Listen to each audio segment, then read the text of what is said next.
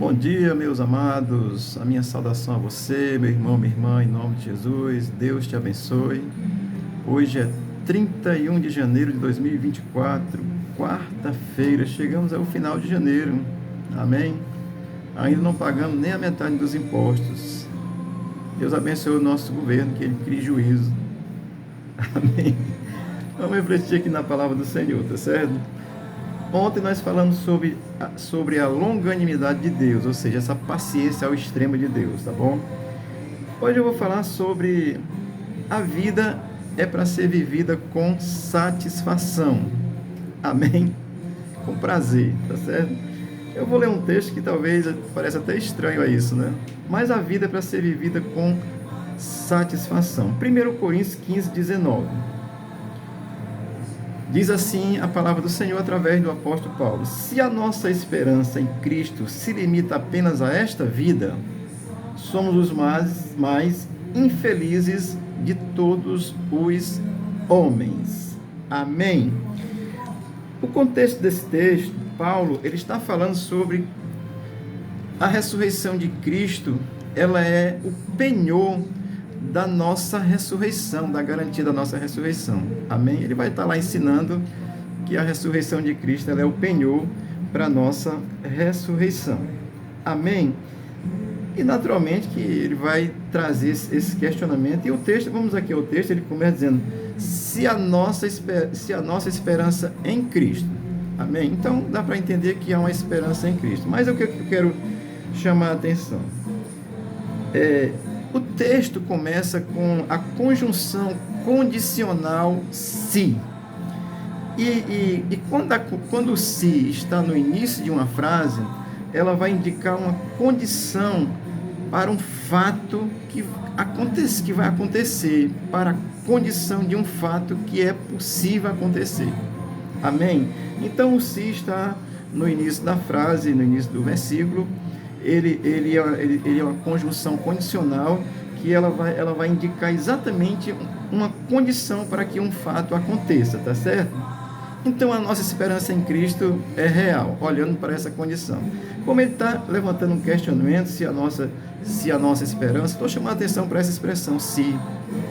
Ela está no início da frase, ela indica que um fato vai acontecer, é possível acontecer. Amém?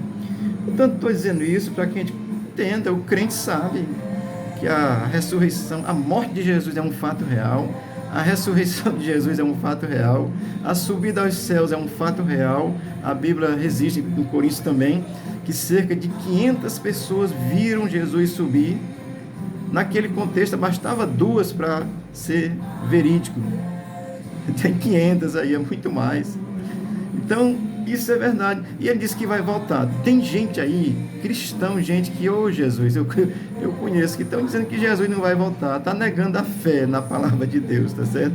Então, Paulo, ele começa aqui dizendo, se a nossa esperança estiver em Cristo. Então, isso, a conjunção no começo da frase, indica que um fato é possível de acontecer, ou seja, ele vai acontecer. Aí vai dizer na segunda parte, se limita apenas a esta vida. É a mesma condição. Paulo está chamando a atenção, olha, se limita só a essa vida, isso, eu vou dizer aqui uma coisa para nós. Paulo não está dizendo que essa vida não é importante, não. O que ele está dizendo é se a nossa esperança estiver só nessa vida, tá certo? Ele está chamando a atenção para isso. Muito pelo contrário, a vida aqui, ela é importante, senão Deus não tinha deixado eu nascer. Olha aqui, que presunção, né? Mas você também nascer, porque a vida aqui é importante, a vida é dada por Deus, ela é importante demais aqui na terra. Mas o que o Paulo está dizendo é se ela se limita só a esta vida, tá certo? Assim,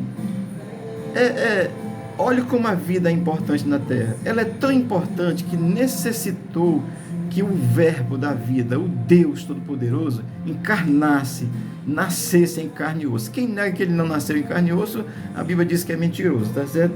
Então a vida humana é tão importante que necessitou Deus encarnar e nascer como homem, tá certo? Eu vou ler só João, capítulo 1, versículo 14, que diz assim: o verbo se fez carne e habitou entre nós, e vimos a sua glória, como a glória do unigênito do Pai, cheio de graça e de verdade. São os discípulos que viram, glória a Deus. Mas Jesus disse que bem-aventurados são aqueles que não viram e creem. Então nós somos bem-aventurados também. Os discípulos são bem-aventurados, viram Jesus, conviveram com Jesus, tá certo? Olha, querido, o que Paulo está nos ensinando é que esses que viram Jesus, eles viveram por Jesus, eles morreram por Jesus, junto com outros irmãos, não foi só os apóstolos, não.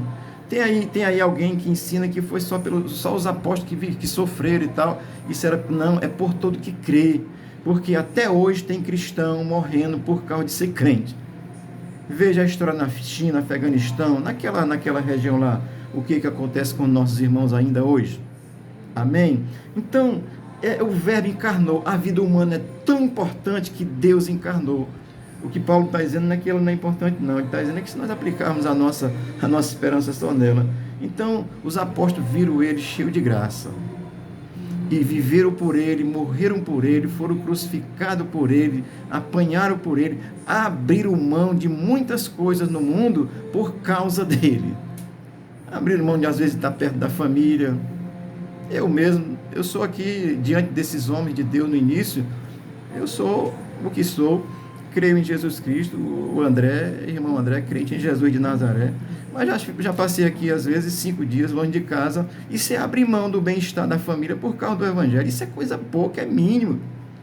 E os meus irmãos que foram crucificados e apanharam, não só eles não, Nero matou muito crente, a Igreja Católica matou muito crente, e vai por aí, tá certo? A Santa Inquisição devia ter outro nome.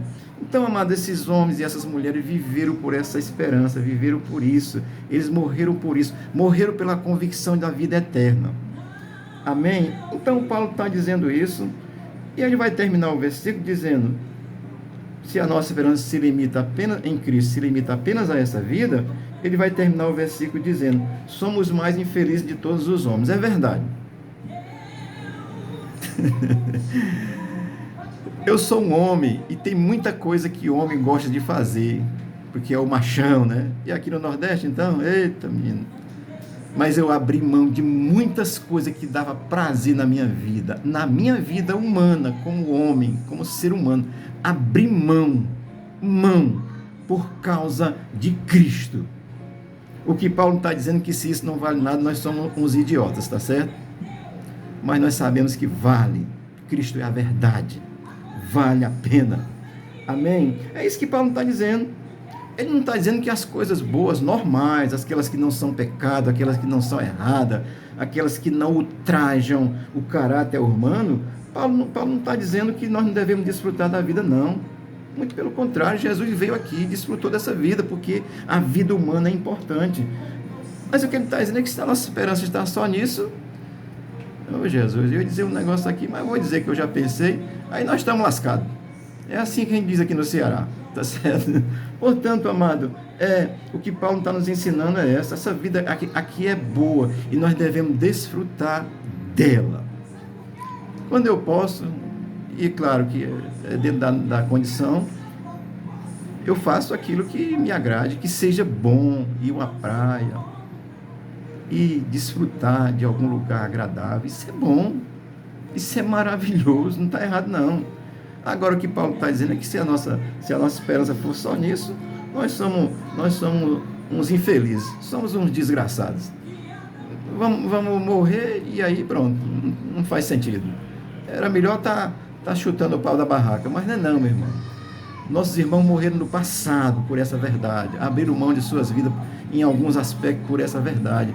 E nós, no momento, abrimos mão de nossas vidas. Cristãos na China estão sendo mortos hoje, por causa do Evangelho, porque o Evangelho é a verdade, tá certo? Amém? Estou dizendo isso para você com muita graça no meu coração. Se a resignação de um crente para não entrar em falcatrua, não querer fazer negócio levando vantagem, não valer a pena, era melhor de ser como os corruptos aí, tá mentindo, roubando, né? Mas não é o contrário. A vida em Cristo vale a pena, porque Jesus, ela vale tanta pena que Jesus encarnou como homem. Olha o que Jesus disse a respeito disso, tá certo? Ensinando, para quem quiser aprender. Quem não crê na palavra de Deus, você está dispensado. Mas quem crê na palavra de Deus, Olha o que Jesus diz. Mateus 16, 26, Jesus diz assim: pois que aproveitará o homem ganhar o mundo inteiro e perder a sua alma? Ou que dará o homem em recompensa da sua alma? O contexto está lá ensinando. Jesus não está proibindo ter riqueza. Eu espero, meu Deus, comprar a minha Hilux. Amém, Jesus. Ele não está proibindo ter riqueza. Ele está dizendo que a tua riqueza não garante uma eternidade com Deus, se tu confiar só nela. Não está proibindo, não. Ele está dizendo que se tu confiar só nela, por que tu não compra a vida eterna com dinheiro, não? A indulgência aí foi o maior sacrilégio que já fizeram, que você paga, você está perdoado. Que conversa é essa? O preço foi Jesus na cruz e nós vivemos por ela e morremos por ela e cremos nela. Amém? E isso vale a pena. Isso traz alegria no coração. A alegria é assim, extasiante, porque ela não depende de subterfúgio da vida, ela depende de Deus, tá certo? Estou dizendo para você, para que você possa pensar. Paulo aí não está proibindo, nem Jesus está proibindo de termos riqueza, não. O que ele está dizendo é que nós devemos aproveitar essa vida, que ela é graciosa, enquanto estivermos aqui vivendo, viver com alegria, com prazer, com esperança em Deus. Olha aqui o que escreveu um homem de Deus que morreu crucificado de cabeça para baixo, por causa do Evangelho. Ele escreveu em 1 Pedro, é ele, Pedro, tá certo? Em 1 Pedro 1, de 3 a 5, ele escreveu assim: bendito Deus e Pai de nosso Senhor Jesus Cristo, que segundo a sua misericórdia nos regenerou para uma viva esperança mediante a ressurreição de Jesus Cristo dentre os mortos, para uma herança incorruptível, sem mácula, inacessível, reservada nos céus para vós outros, né, que creem, que sois guardados pelo poder de Deus mediante a fé para a salvação preparada para a revelação nos últimos dias. É eternidade com o Senhor. Amém? Devemos viver com prazer, meu irmão. Se você é cristão e está sofrendo, dê graças a Deus. Se estiver sofrendo por causa de ser cristão, dê graças a Deus, você é um bem-aventurado. Amém? Jesus foi o primeiro que morreu por causa do Evangelho. E é a esperança viva e nós vivemos por ela. Muitos já morreram por isso. Não estou querendo morrer por isso, não. Mas se eu morrer por causa de Jesus, louvado seja o nome do Senhor. Isso é prazer na alma, porque o reino de Deus é verdade. Os que não acreditam nisso, que já creram e não acreditam mais, estão negando a palavra, estão negando a Bíblia como palavra de Deus. Deus tenha misericórdia de vocês e restaure a esperança no coração. E os que não creem possam crer. Jesus é a verdade. Amém? Deus te abençoe. Não estou zangado, não. Estou feliz com Jesus. O Senhor seja contigo. Te abençoe e te guarde. Tenha uma boa terça-feira, em nome de Jesus. Amém.